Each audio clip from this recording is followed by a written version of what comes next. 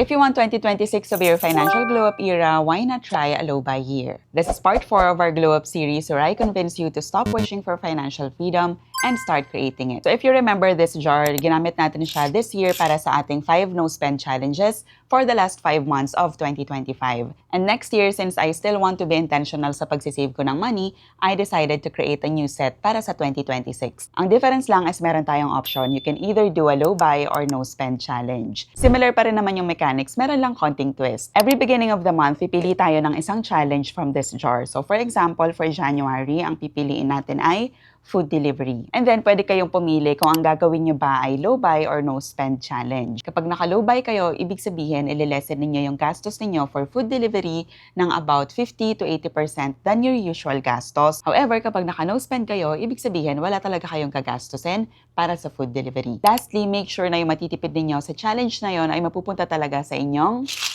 savings at hindi sa ibang gastusin. Ito yung mga challenges or categories na nakalagay sa jar na to, pero you can also customize it. For example, shopaholic kayo this year and next year gusto nyo yung baguhin, so pwede ninyong ilagay yung mga categories like shoes, jewelry, so feel free to customize it. That's it for today and I'll see you next year for our first challenge. Happy holidays! Ciao!